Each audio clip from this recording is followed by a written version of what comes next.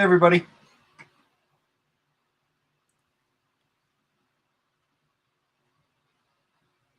Hello, everyone. Welcome. Thanks for joining tonight. Hopefully we have a good discussion tonight.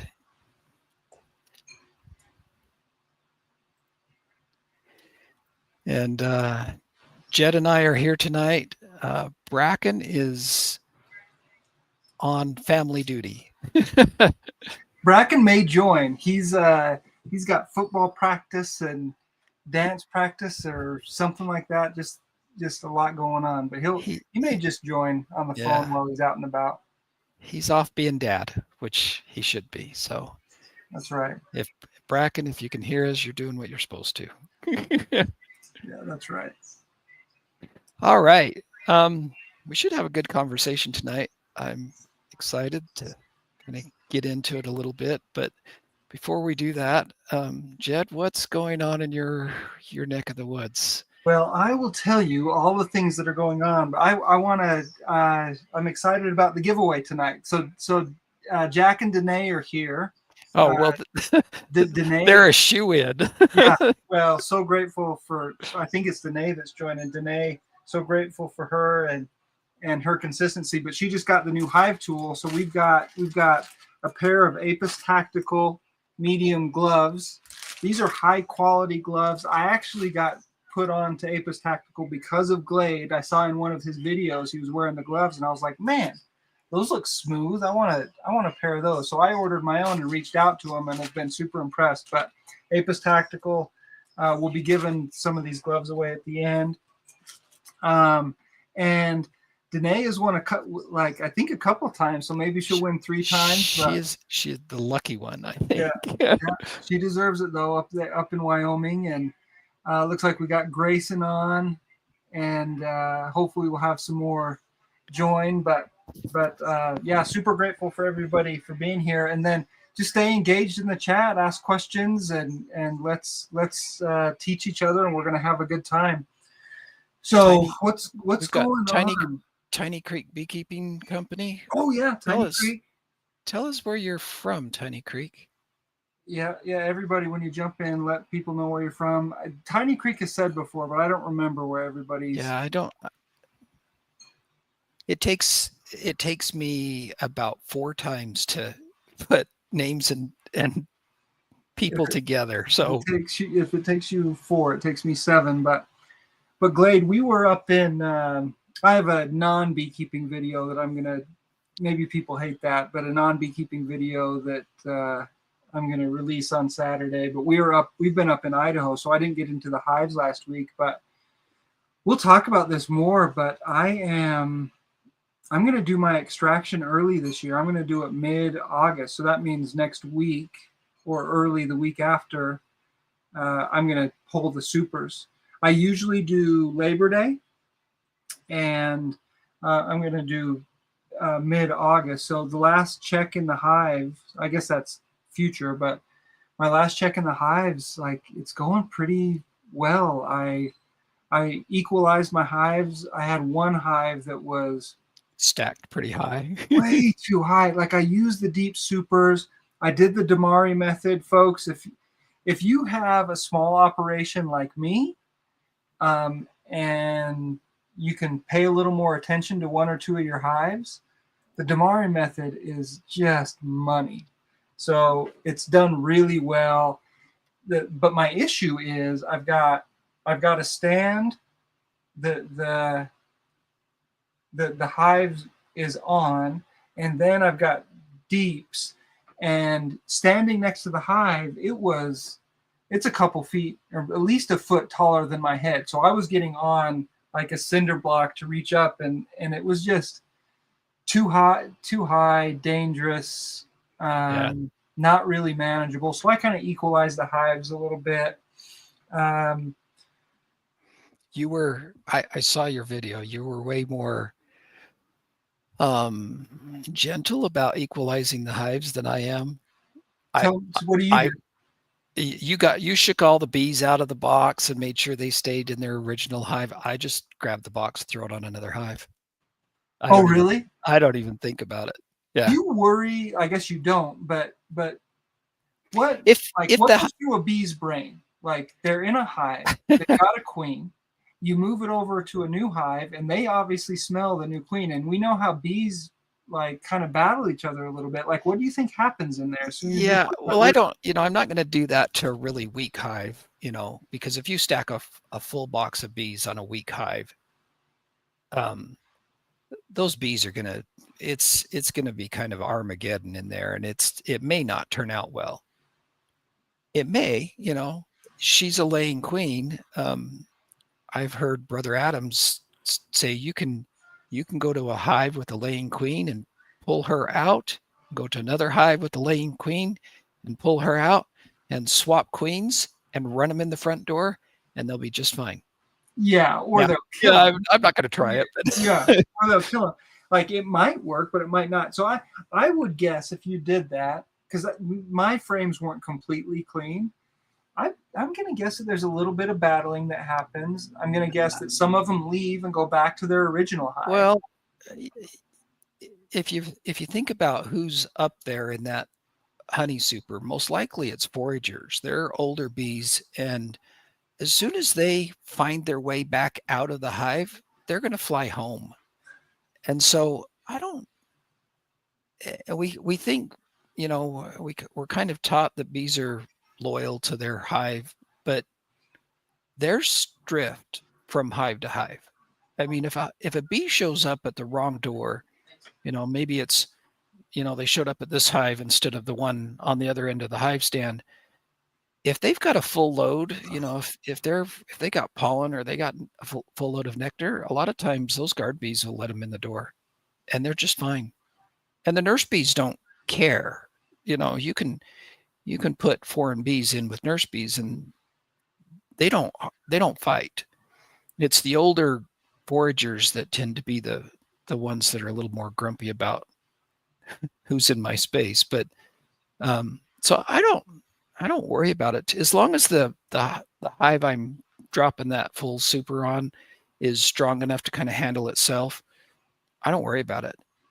I just, I'll just take one super and drop it on the other hive, and away I go. And if I come back in a week, I can't. You have no idea.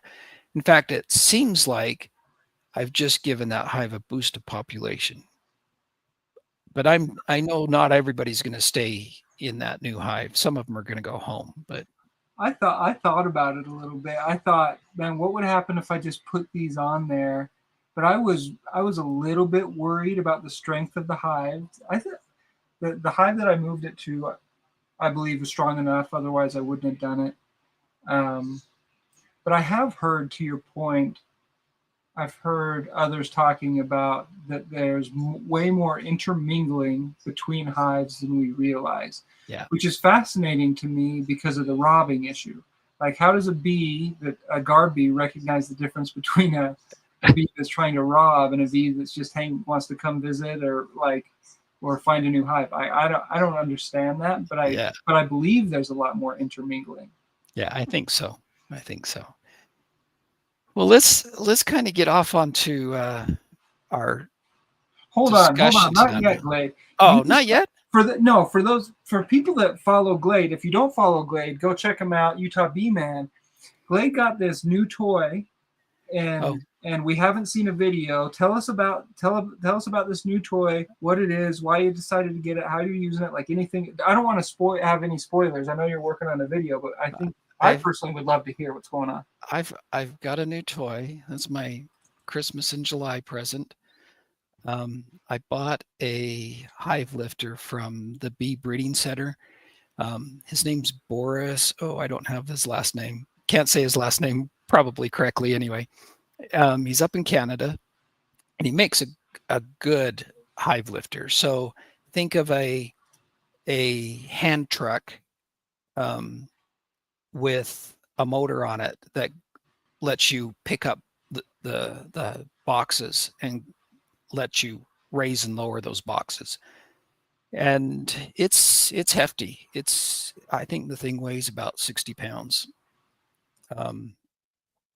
And I bought it just because I'm not as young as I used to be, and lugging heavy supers around is killing my back. But I don't want to quit beekeeping, so I got to figure out a way to do this without killing myself. So I bought a new hive lifter. I tried it out this last week, and I do have a video coming out. Hopefully on probably Saturday is when I'm hopefully I'll get that edited out so everybody can see. Well, I'm trying to share the video here. Here, I'll put a link. It's kind of a cool little tool. I'm excited to see how well it works. I'm sure there's a link. I was pleasantly surprised. It'll pick up 3 medium supers, no problem. It'll pick them right up. And it's a little, when you're up as high as some of my hives are, it's a little top heavy. So, and there's going to be a little bit of a learning curve to make sure I don't tip them over. I've already had one accident with it. I didn't catch it on video. Sorry, guys. It would have been one of those, whoops. Did drop a hive, did drop about 3 supers and tipped them right over.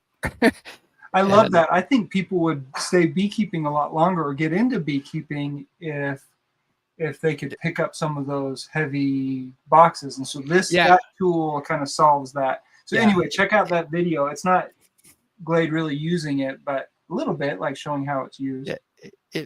I show enough that you can see how should work. Hey, we got Jen and Brian just joined. I think they're in Colorado. Mike's here. James Noel or James Noel on there. Just, hey, everybody, welcome.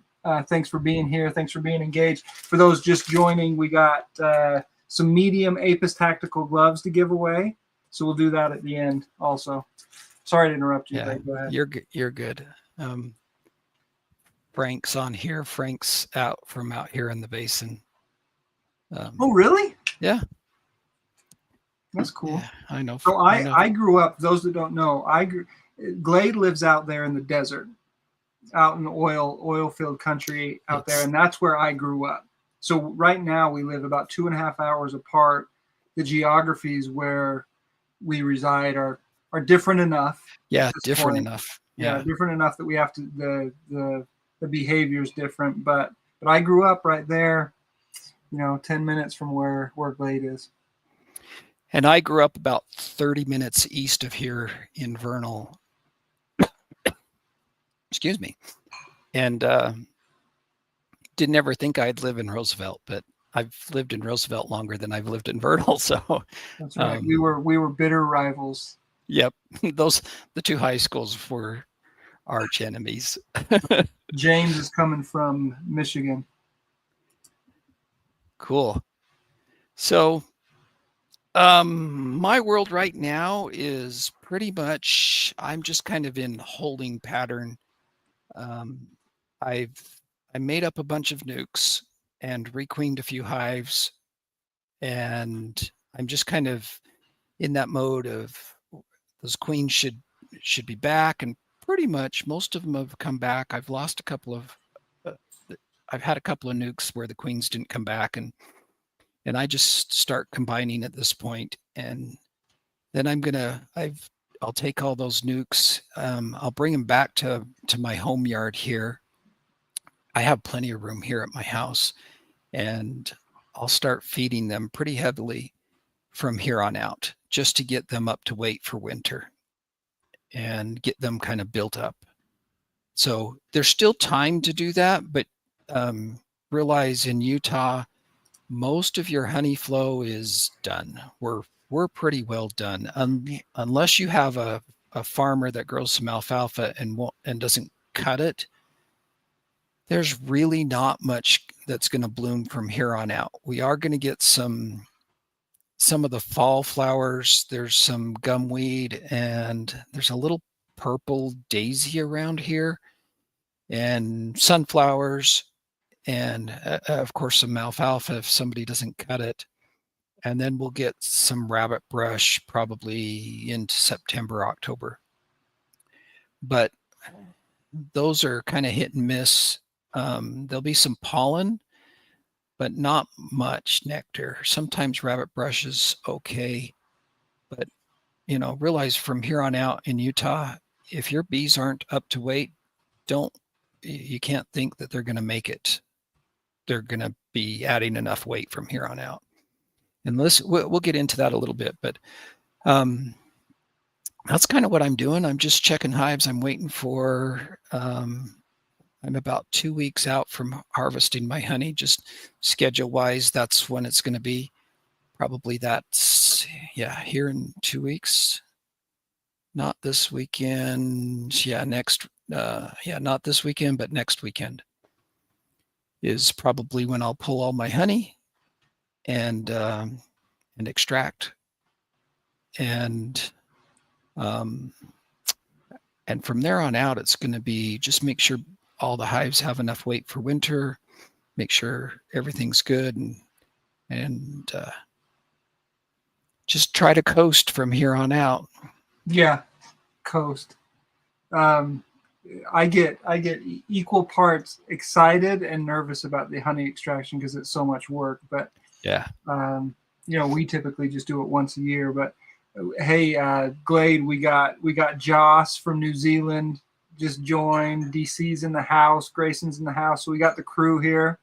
Mike, looks like Braken just popped in, said what's up. So we got the whole crew in the house. Thanks everybody for joining. What time is it, Joss? What time is it in New Zealand? I could probably look it up, but you could tell us. Thanks for joining. He says 12:15. It's lunchtime.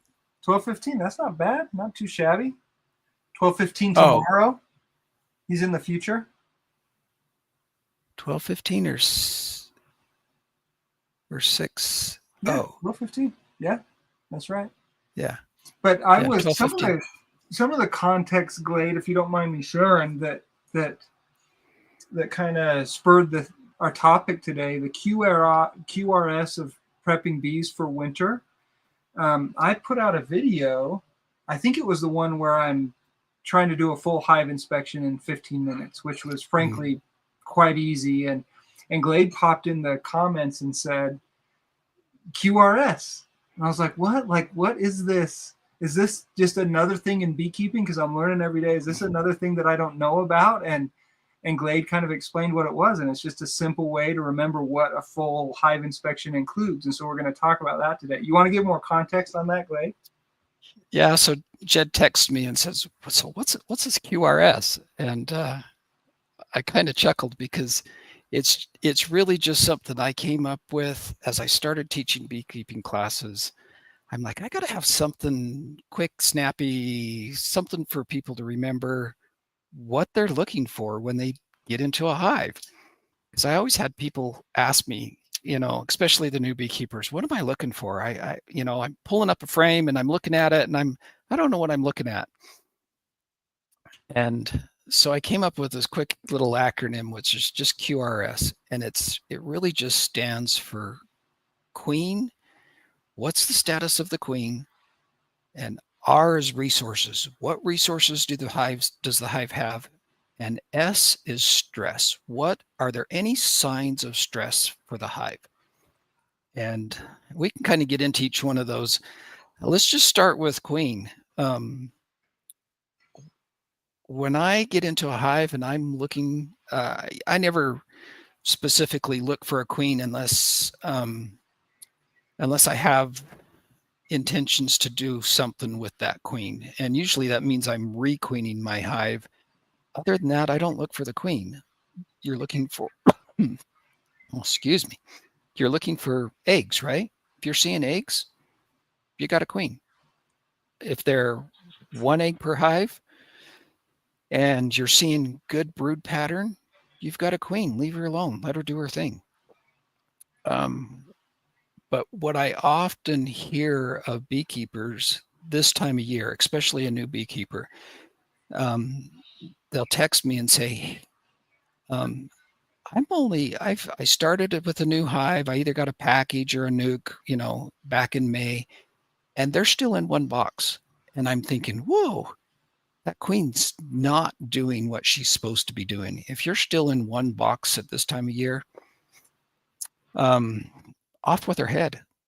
that's what I tell people in my beekeeping classes is I get ruthless with my queens. If that queen's underperforming, off with her head. And I would rather pinch a queen and either let them. I don't usually let them, if it's a poor performing hive, I don't want them to requeen themselves. I don't want to use those genetics. And so um, I'll I'll usually plan on requeening that hive during my normal cycle during the summer. But I've gotten ruthless with my queens. If they're underperforming, off with their head. Replace that queen just as quickly as you can. And that's why, that's part of the reason I tell people you're going to be a self-sustaining beekeeper. You really just need to have 3, 4, maybe up to 6 hives. If you've got 4 hives, you've got enough resources, or should have enough resources, that if you have one underperforming hive, you've got resources in the other hives that you can pull, raise a new queen, and get that underperforming hive back up to snuff. And I don't let my underperforming hives linger. I've tried babying them along, and all I do is end up putting feed and feed and feed and feed, and they just never do anything. And as soon as I pinch that queen off, drop a new queen in there, all of a sudden they go berserk, and they just grow like crazy. So Glade, in the queen, the Q of QRS is it queen right? So is it queen right? Is it a good queen? Is she laying like she's supposed to? You got a nice solid brood pattern. If you're seeing that, you're okay. Good to go. And by the way, like, let's bank this away, team. Like, everybody in this beekeeping community, we need to make Glade a t-shirt, something, a hat, something that says "off with her head." I can't imagine off with her head. Like, we can use AI to make an image of whatever that is, but pinching the queen, essentially. You're coming up with all sorts of stuff tonight, Glade. You got the QRS, you got off with her head. I like it. Memorable, easy to remember. Yeah, I don't put up with poor performing queens. And I do have to tell you a quick story here. So I do sell some nukes in the spring. So the nukes that I've made up in the last couple of weeks, I'll overwinter those. And if they're still looking really good, come next spring, those nukes are ready to explode. And those queens are ready to go. And so I box them up and make a good strong nuke out of them and then sell them. Well, I sold a few nukes this spring, and I had a new beekeeper, and she bought 2 nukes from me and had them all boxed. She came and got them, took them home, and put them in the hives. And she called me about a week later, and she said, "I don't think this one is doing what it's supposed to." And I kind of thought, that's strange, because I'm pretty particular about making sure my nukes look really good. I don't want anybody that's, especially a new beekeeper, to get home and just have a poor experience. So I thought, well, that's a little bit strange. And she started describing what's going on. And the more she told me, I'm like, yeah, that doesn't sound right. And so I actually went to her house. She lives around here, and went to her house and opened up the hive. And I'm like, I was embarrassed. I was really quite embarrassed that I'd even given her that nuke. There wasn't enough bees in there for that queen. She was doing her job, but there just wasn't enough bees in that nuke. And I'm not sure what happened. I don't know whether those, I made up the nuke and left it. I made it up a couple of days earlier and left it. And I'm assuming that I just had more drift back out of that nuke, and they all went back home than I expected. But I gave her a new nuke and took the old one back and took it home. And my first instinct is, if she's a poor performing queen, off with her head. And I did what I don't usually do. I'm like, well, let's just see if I can baby this thing along. It was early enough in the spring. I thought, I wonder if I could baby this and see, because I'm, like I say, I'm really kind of particular about my nukes. I don't want people to have poor experiences with buying bees from me. So I dropped the snook back in a box and started to feed it. And 2 weeks later, I'm like, yeah, this thing's just not quite going very well. It was starting to grow, but just wasn't doing very well. The brood pattern was, it was kind of hit and miss. And I just thought, okay, this is enough. And I just thought, okay, I'll requeen that hive. There was enough bees back in it by that time that I thought, okay, I'll just requeen it as I requeen the rest of my hives, and we'll be good to go. And well, about 3 weeks later, I go to requeen the hive, and I start pulling up frames to find that queen, and I'm looking at like 5 completely wall to wall, top to bottom, complete sheets of brood that are beautiful. I'm like, where did this queen come from? Because 3 weeks ago, it looked like crap. I just did not. I'm like, this hive she's not doing her job. And what she really needed was feed and some time, and she took off, and that hive just went gangbusters. So that kind of leads us into the next, generally speaking, though, if you're seeing a poor brood pattern, it usually doesn't fix itself. I think this was an anomaly, if anything, but it doesn't fix itself. It doesn't just get better. Just get a new queen, off with her head, and move on with life. I've got a comment on that, and then a couple questions before you move on to resources that are. My first comment is I totally agree with you. Maybe the exception is brand new queens. Like, yes, I've noticed many times I've wanted to pinch them off with their head, and then if I give them 2 or 3 weeks, they really start moving, and I'm grateful. That hasn't been the case every time though. Like, I'll wait 2 or 3 weeks, I'll end up having to pinch them, and I wish I would have done it earlier. But I think that's the exception for me is the new queens. Yeah, new queens, and that's where I think experience kind of comes into play when you realize, oh, she's a new queen. Let's maybe give her a little slack here and let her go a little while. But if she's been around for 2 months and she's still just, the hive's not building up, and it's just kind of languishing, and it's there, but it's not really growing, then off with her head. Yeah. The question for you is like, what's your go-to sign that a queen is failing? Like, if there were one thing that you were watching before you get into the hive. I'm going to look for a poor brood pattern. And that lends itself to, when I was in the hive 2 weeks ago or 3 weeks ago, what did the brood pattern look like? And it's 3 weeks later now. Is the hive improving? Is it growing?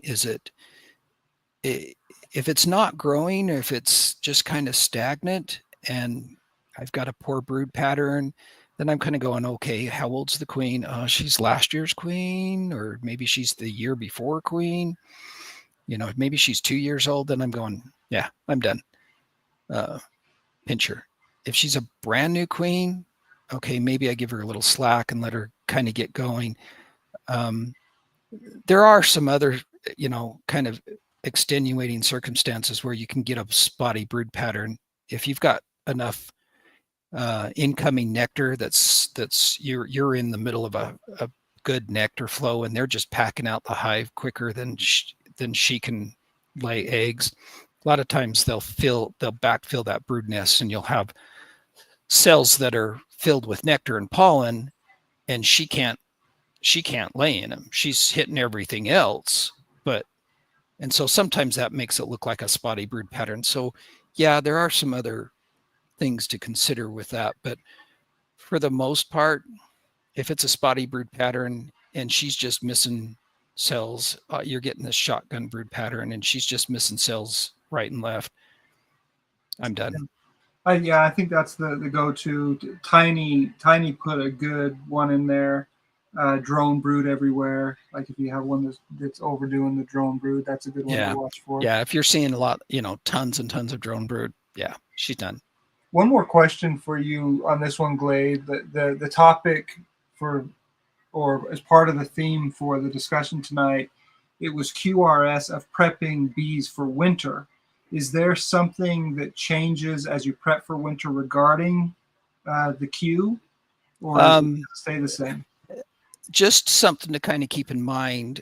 If you're running primarily an Italian stock, for me right now, she's still got lots of brood. She's still, there's gobs of brood, there's gobs of bees.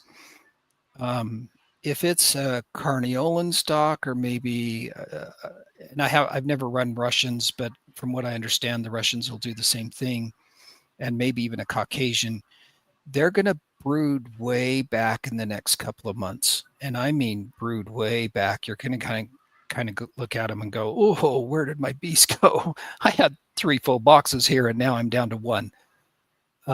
That's normal for those Carniolans to do that. Now the Italian stock, they don't do that. They keep a big cluster of bees. They keep a lot of brood and they don't shut down brood rearing until they absolutely have to.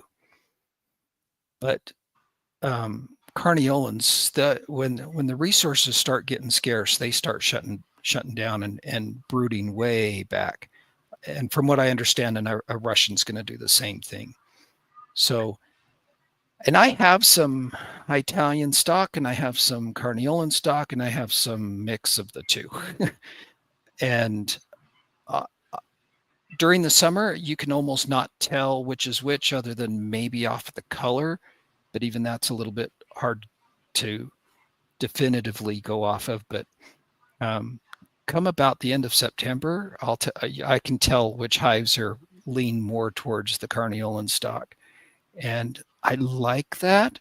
It's a little scary in the next couple of months to see that hive just shrink in population, and you think, where did my bees go? But those Carniolans can go through winter with a much smaller cluster and do just fine. It's kind of amazing. So yeah, you do kind of have to, as we approach winter, just realize what the genetics of your stock may do.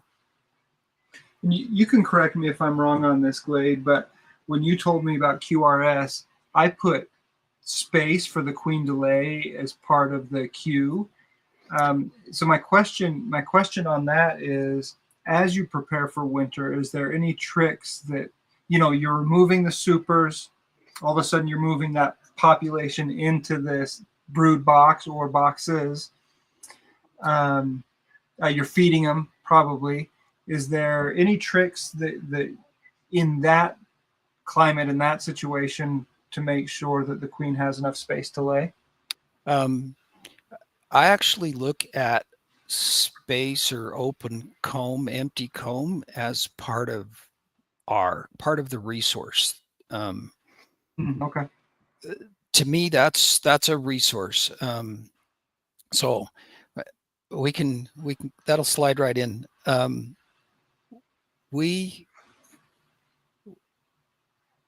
As we pull off those honey supers, like you say, you're condensing that hive down. In some cases, I've got 4 honey supers on my hive, and they're going to get condensed back down to 3 boxes. So I've got 4, besides the 3 that they're going to keep for winter. I've got 4 more honey supers on top. So I've really got 7 boxes, and they're going to get condensed down to 3.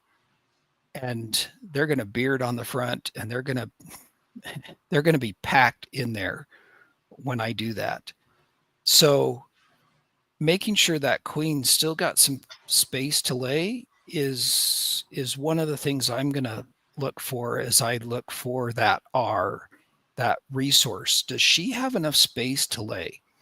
And that can be kind of tricky going into fall. You're trying to feed them up and get them heavy enough for winter, but you don't want them to brood back too soon, because for us, we've still got August, September, and probably most of October where our bees are still flying. And that end of September into October, those are the bees that are produced during that time. Those are my winter bees. And you want lots of winter bees. So you still want that queen laying as much as she will going into September and October. So we don't want to restrict her ability to lay. But on the other hand, we want as much honey packed into that hive as we can get.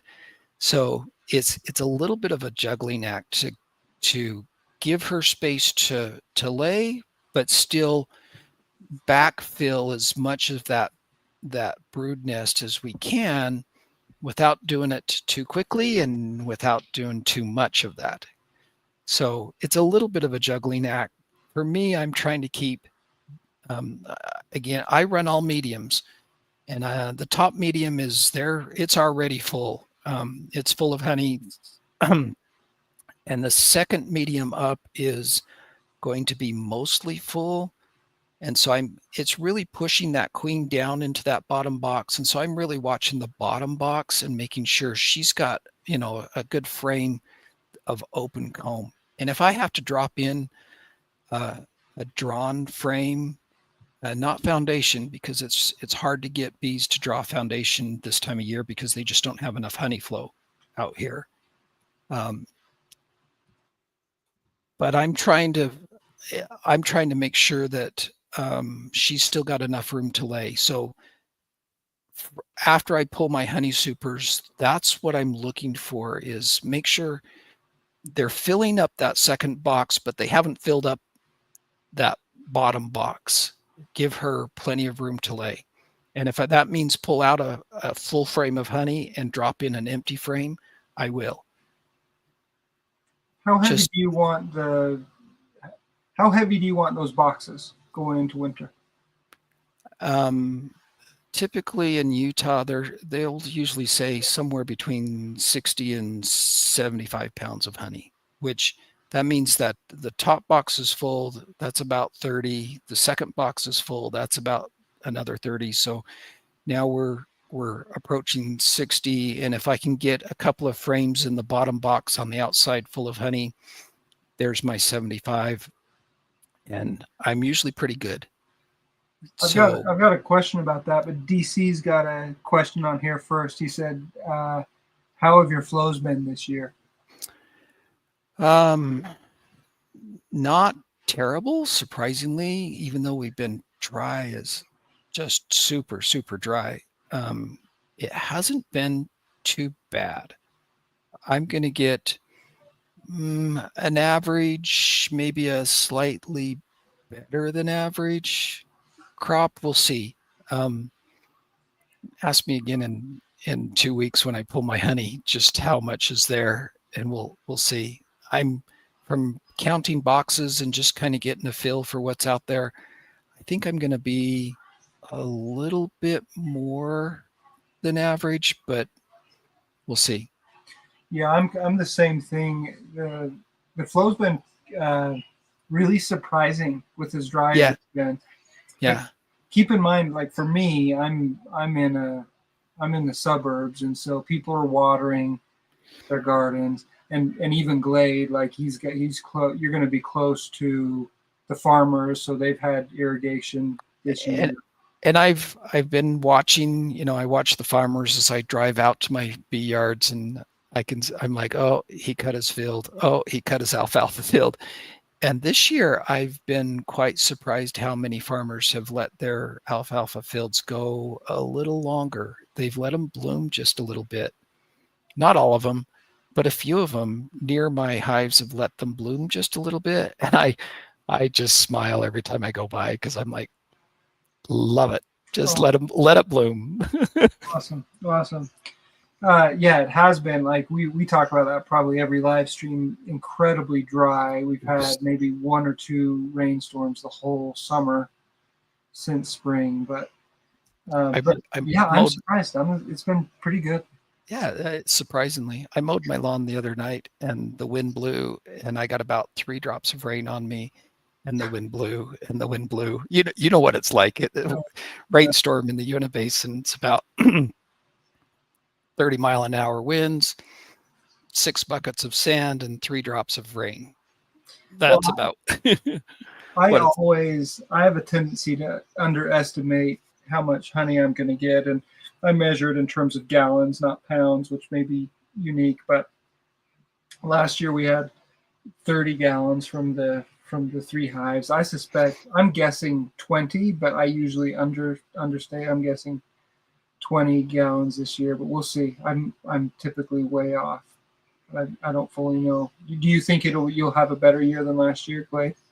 Yeah, last year I only ended up with about, I think I had 1,100, 1,200 pounds of honey. And this year, I think I'm going to be closer to 1,600 pounds of honey. So a little better than the year before. And again, I'm guessing, I'm just counting honey supers that are out and saying, okay, those are, we'll say 80% full, and just trying to guess off of that. So I think I'm going to be 1,600 pounds. Hey, Joss over in New Zealand has a question for you, Glade. He says, "Why are you running solid mediums? Is it weight or simplicity? I run all deeps for simplicity. Just curious what your logic is." By the way, I do the exact, before you answer that, Glade, I'll just chime in. I do the exact same thing as Joss. I run all deeps for simplicity. I Now watching what Glade does, I'm as I age, I wonder if I'll regret that decision. But I like having all the same size equipment.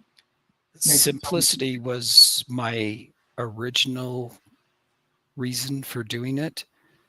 Um, weight was a close second, though.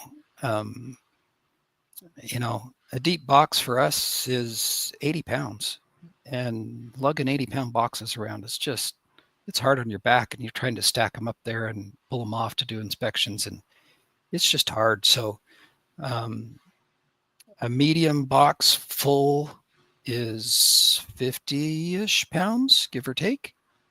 And that's a lot more doable for this old man than 80 pounds.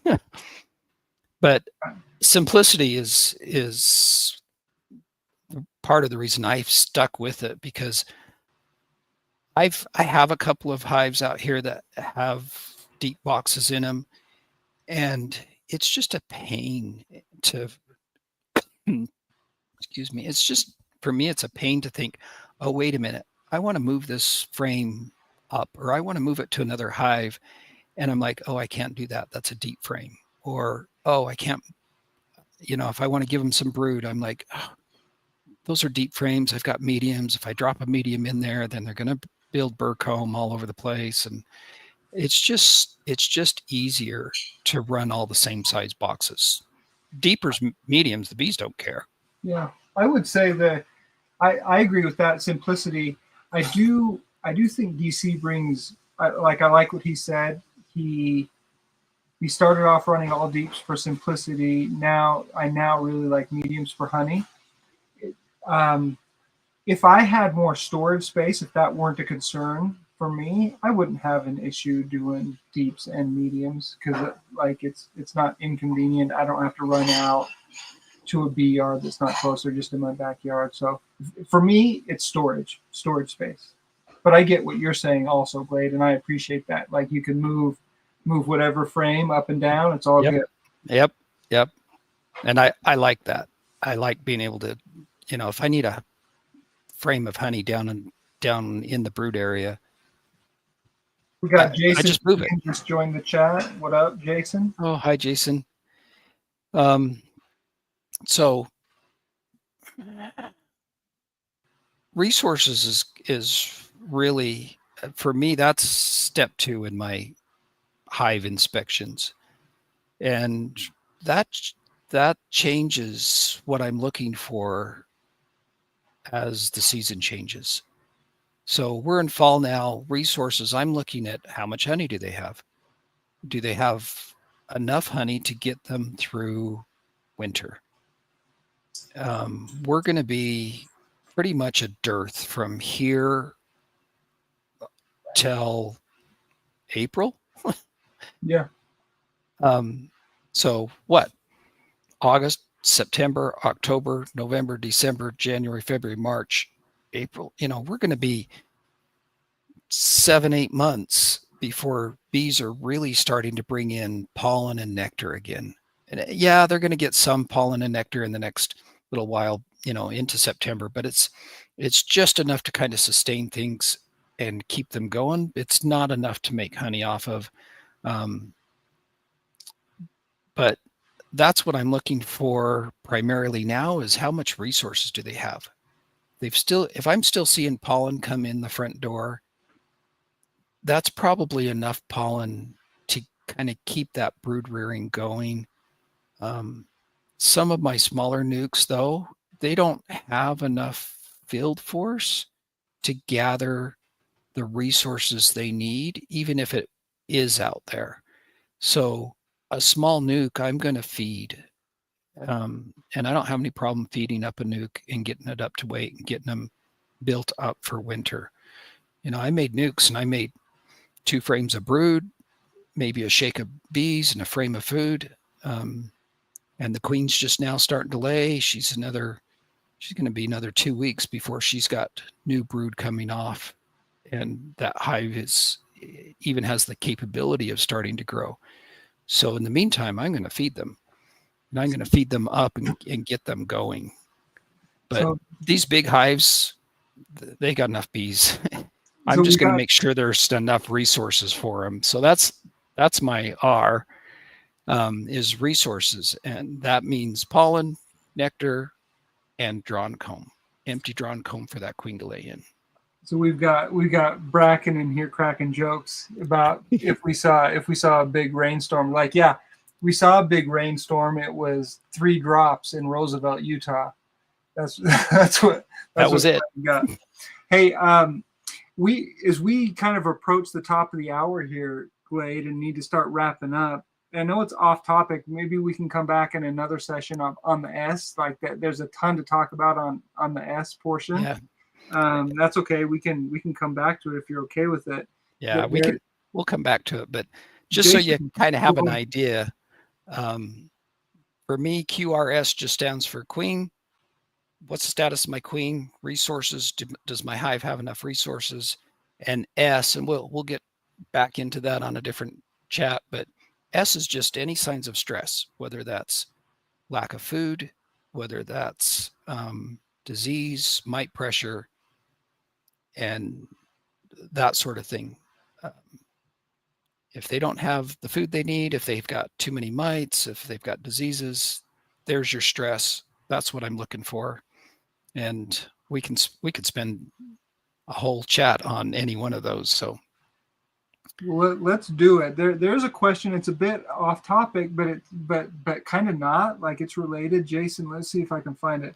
Jason asked a good question, and then maybe we end with this and start going to the giveaway. But he said, Glade, and I haven't done this before. I've got an idea, but why don't you weigh in on this? He said, he has a question: success on late season splits with mated queens. What do you think? Like, if he wanted to do a split right now, what are your thoughts on that, Glade? Hurry up. Can you do it? Sure. Yeah, you can still get away with it. There's still plenty of drones out there. They haven't started kicking drones out of the hive yet. But if you're going to make a split, make a strong split, probably 3 frames of bees and brood, and plan on feeding it heavy till winter. If you can get your hands on a mated queen, yeah, you can make a nice strong three frames of bees and brood and make a nice strong split. And you can still do it. It's a little scary to try to think about getting a 5 frame. I do 5/5 So 5 frames over 5 frames for my nukes for winter. And if you can get those top 5 frames pretty well full of honey or syrup, yeah, you can get a 5 frame nuke through winter.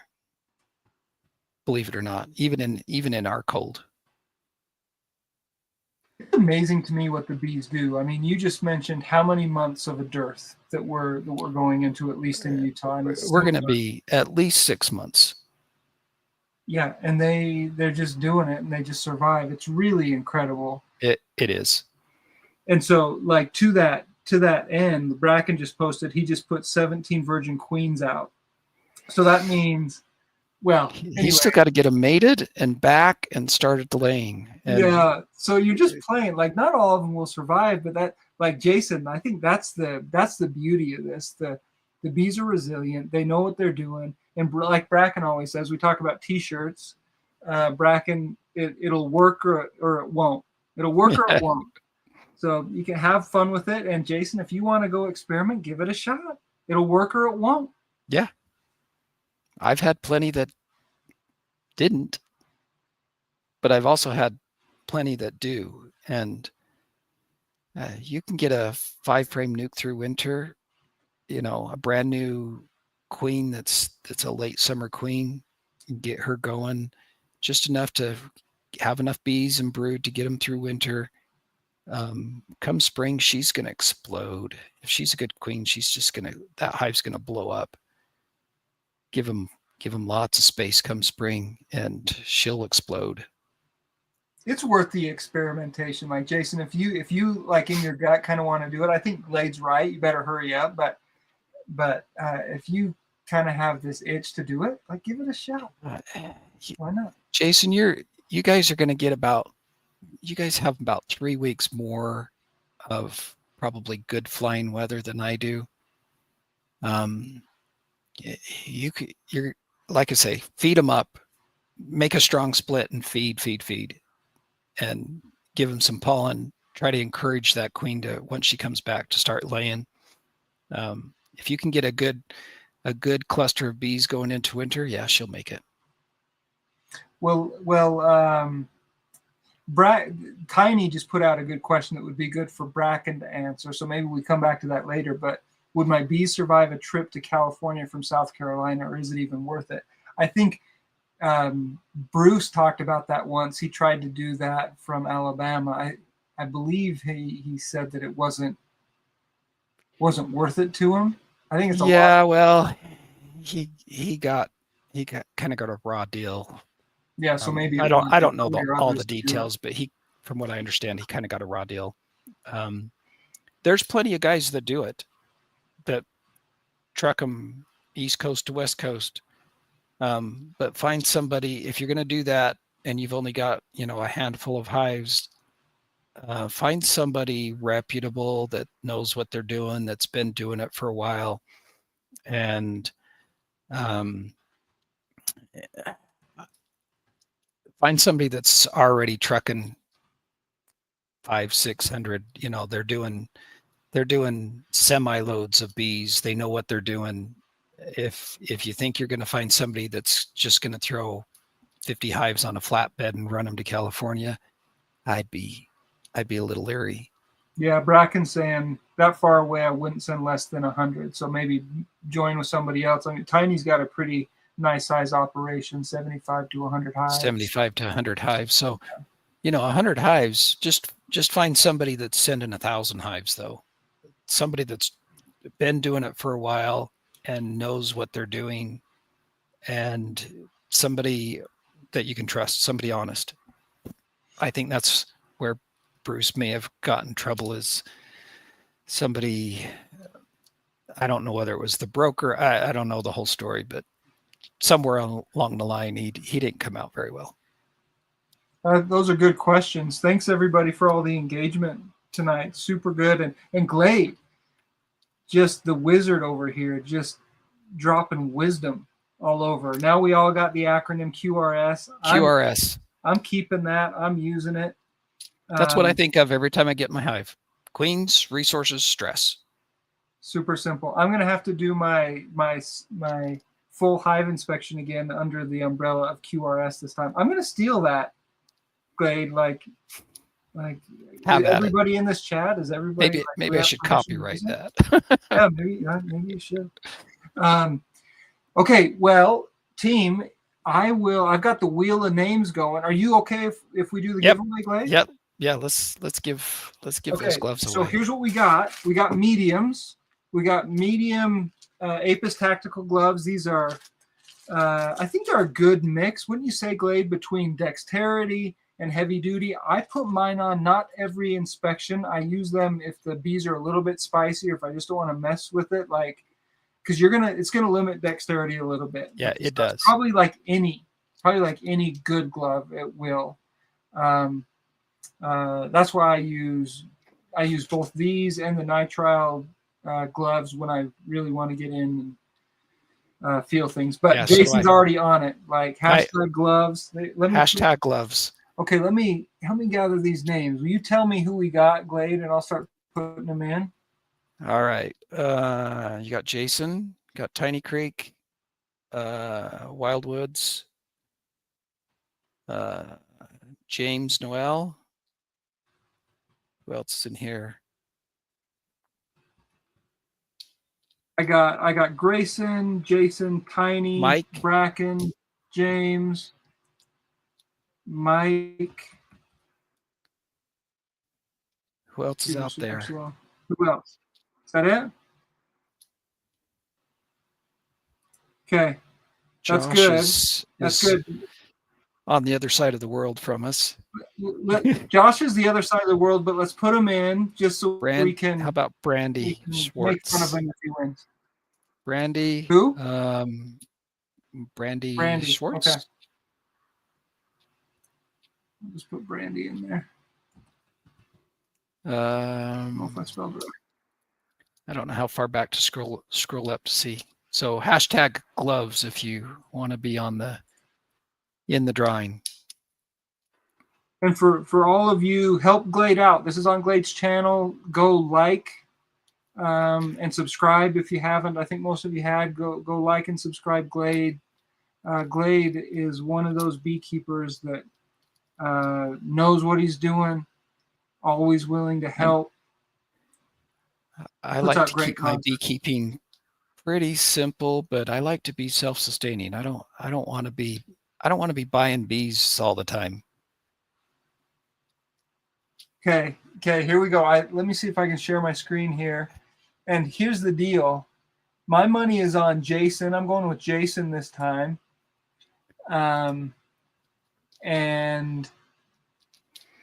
Jason, if you win, I'm not delivering it. I'm gonna meet you for lunch. That's what we're gonna do. I'm gonna meet you for lunch. Right. Okay, here we go. You want me to pop that up? Oh yeah, put it on the screen. Sorry. Yeah. All right. Let me know when you're ready because I'm not looking at it. Okay, here we go. Who's your money on, Glade? I'm gonna go with James. All right, here we go. I'm on Jason. You're on James. Watch Braken win. This will be. If Braken. Tiny! Tiny, there you go, brother. Okay, so Tiny's got it. And I'll send those. So Tiny, my email address is jedsbeekeeping@gmail.com. jedsbeekeeping@gmail.com. Shoot me your address and we'll ship that out to South Carolina. Congrats, Tiny. That's cool. I don't think Tiny won before. I love those gloves. Those are great gloves. Yeah, they're solid. And give a visit to Apis Tactical. We sure appreciate them and them doing this.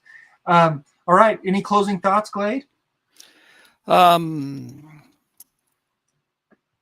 Just QRS.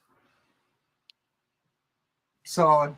QRS. Okay, Glade's got a cool video coming out on using that new lifting machine he got, and Braken's always putting out crazy stuff. So go give him a like, subscribe if you haven't, and check out Jed's Beekeeping. We appreciate everybody's support. Everybody have a good night. Thanks everybody for joining. We'll be on whose channel next time? So yours? We'll be on mine. We need to talk about when that is. I might be out of town for next Thursday, but I'll take the next one. We'll figure something out. Thanks everybody for joining. Have a great night. See ya.